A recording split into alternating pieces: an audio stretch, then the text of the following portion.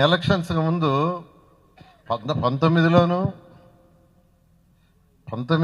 మన 24లోను అనేక మంది చేసిన ప్రచారం ఏంటంటే నారాయణ సార్ చాలా గొప్పవాడు, ఆయనకి పేదరికం తెలియదు, ఆయనకి పేదరికం అంటే ఏందో తెలియదు, చాలా గొప్పవాడు, ఆయన గెలిస్తే ఎవరిని పట్టించుకోడు అనేది ప్రచారం చేశారు. అయితే నేను పెద్ద మాట్లాడలా. నిజంగా పేదరికం తెలిసిన నేను, వాళ్ళు కాదు. వాళ్ళకేం తెలుసు పేదరికం? ఎంఎస్సి దాకా తాటాకల గుడిసెలో అరుణాచలపురంలో ఉండింది నేను 1979 ట్యూషన్ స్టార్ట్ చేసింది ప్రొఫెషన్లో తాటాక గుడిసెలోనే.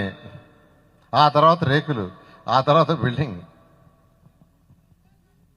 ఒక ప్రైవేట్ బస్ కండక్టర్ కుమారుడిగా పెరిగినవాడిని. ఆయన చదివింది 8వ తరగతి మా నాన్నగారు, మా అమ్మ చదివింది ఏరుముద్ర. మేము ఉద్యోగులకు వచ్చిన సిగ్నేచర్ నేర్పించాం. సో పేదరికం అనేది నాకు తెలుసు, వాళ్ళకెవరికి తెలీదు.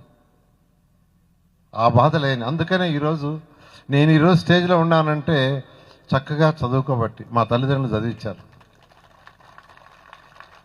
మా అమ్మగారు ప్రత్యేకంగా స్పెషల్గా మేము సాయంకాలం చదువుకాడు కూర్చుంటే పక్కనే కూర్చునేది.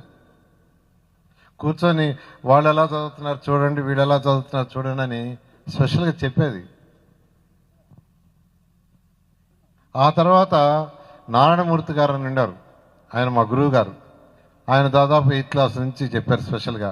ఆయన చెప్పిన దాంతో నాకు యాక్చువల్గా ఒక ఫౌండేషన్, స్ట్రాంగ్ ఫౌండేషన్ వచ్చింది. సో పేదరికం నుంచి వచ్చి చక్కగా చదువుకొని విఆర్ కళాశాలలో 3 సంవత్సరాలు డిగ్రీ యూనివర్సిటీ ఫస్ట్, అదేవిధంగా ఎస్ యూనివర్సిటీలో MSc 2 years university first, gold మెడలిస్ట్ని. సో చక్కగా చదువుకోబట్టి ఈరోజు ఉన్నత స్థితికి వచ్చా. అందుకనే ప్రతి పేదవాడు బాగా చదవాలి, చక్కగా చదవాలి, వాళ్ళకి మంచి ఎడ్యుకేషన్ ఇవ్వాలనే ఉద్దేశంతో ఈరోజు కంకణం కట్టుకొని పనిచేస్తున్నా. దాదాపు 200 కోట్ల రూపాయలు నెల్లూరులో స్కూల్స్ స్పెండ్ చేస్తున్నాం. 200 కోట్ల రూపాయలు, అంతా ఇంత కాదు. అంటే పేదరికం అంటే ఏందో తెలిసిన వాడిని కాబట్టి చేస్తున్నా. ఈరోజు నారాయణ ఇన్స్టిట్యూషన్స్ 30 రాష్ట్రాల్లో ఉన్నాయి.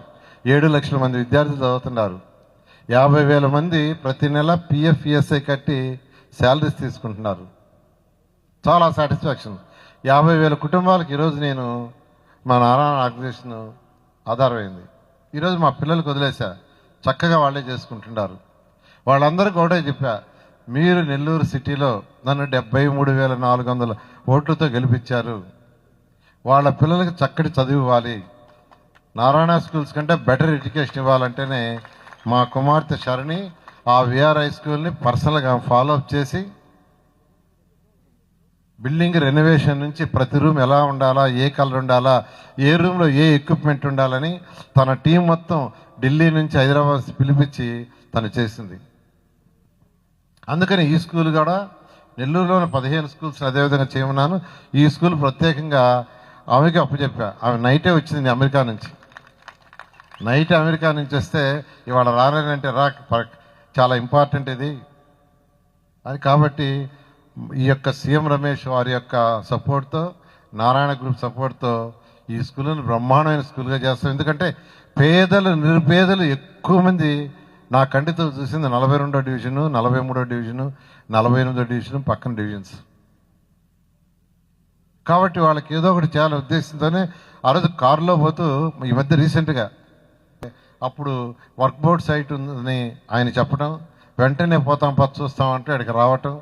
5 ఎకరాల సైటు, మీరు దీన్ని డీమార్క్ చేయండి, నేను సిఎస్ఆర్ ఫండ్ తెప్పిస్తాను, దీంట్లో మంచి స్కూల్ కట్టండి. వర్క్ బోర్డు తరఫునే ఈ స్కూలు గవర్నమెంట్ టీచర్లు ఇస్తుంది.